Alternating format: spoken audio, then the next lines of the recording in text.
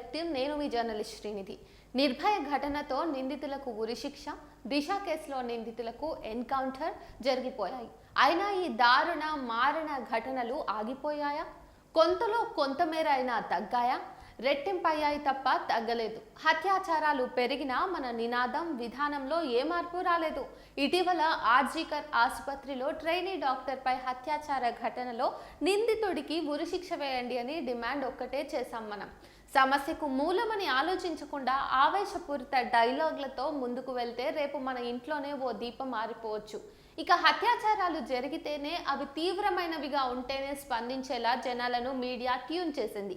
Hostel బాత్రూంలో hidden కెమెరాలు ఉన్నాయని అమ్మాయిలు ఆందోళన చేస్తే ఎవరూ స్పందించలేదు. ఇలాంటి ఘటనలతో కలత చెంది ఓ అమ్మాయి ఆత్మహత్య చేసుకుంటే గానీ స్పందించని స్థితికి మనం దిగజారిపోయాం. వీటన్నిటికీ పరిష్కార మార్గం ఆలోచించకపోతే ఆడబిడ్డలు మన దేశంలో మ్యూజియంలో చూసుకునే వాళ్ళలా మారిపోతారు. కోల్కతా మెడికో ఘటనపై దేశం స్పందించిన విధానం ఓ ఆశను రేకెత్తించింది. ఇలాంటి ఘటనలు జరిగినప్పుడు దేశమంతా నిరసనలు తెలపటం ఆశను తట్టిలేపితే, కేవలం ఓ అత్యాచారం జరిగినప్పుడు మాత్రమే స్పందించే విధానం కలచివేసింది. నిర్భయ ఉదంతం తర్వాత మళ్ళీ అదే స్థాయిలో అనేక ఘటనలు చోటు చేసుకున్నప్పటికీ మళ్ళీ అదే స్థాయిలో స్పందన వ్యక్తం కాలేదు. మీడియా కొన్నింటికి మాత్రమే ప్రాధాన్యత ఇవ్వటం వలన జనాలు కూడా వాటిపై మాత్రమే భావావేశాన్ని ప్రదర్శిస్తున్నారు. దేశంలో నిత్యం వందలాది యువతులు కిడ్నాప్ అవుతున్నారు, లైంగిక దాడులకు గురవుతున్నారు. కేవలం హత్యాచార విషయంలో మాత్రమే సమాజం, జనం ఎందుకు తీవ్ర భావోద్వేగానికి గురవుతున్నారు? 2019 నుంచి 23 మధ్యలోనే 13.13 లక్షల మంది ఆడపిల్లలు మిస్ అయ్యారు.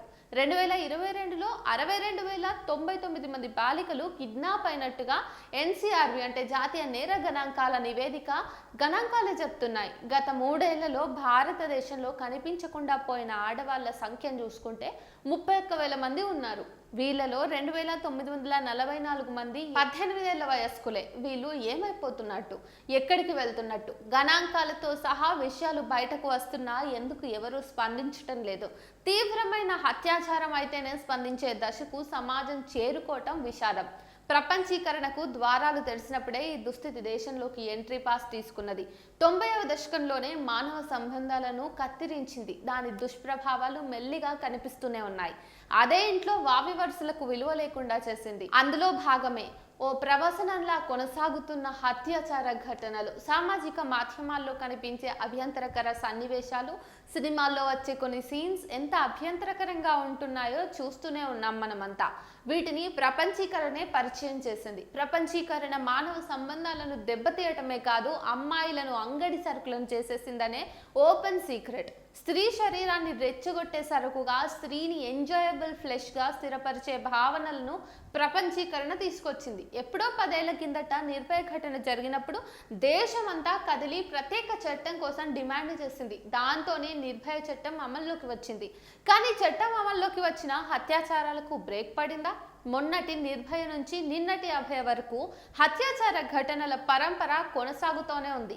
చట్టం కొందరికి చుట్టంలా మారింది. ఈ చట్టాన్ని పకడ్బందీగా అమలు చేస్తే ఇవేవి ఉండవని చెప్పే అమాయక జనం ఇంకా ఉన్నారు. అలాగే దారుణ ఘటనలకు పాల్పడిన నిందితుడిని అక్కడికక్కడే ఎన్కౌంటర్ చేస్తే మళ్ళీ ఇలాంటి ఘటనలు పునరావృతం కావని చెప్పే ఆవేశం స్టార్లు ఉన్నారు. సత్వర చర్యల పేరిట దూకుడు మాని యావత్ సమాజం హత్యాచారాలపై శాశ్వత పరిష్కారం తీసుకోకపోతే ఆడబిడ్డలు మన దేశంలో మ్యూజియంలో చూసుకునే వాళ్ళలాగానే మారిపోతారు.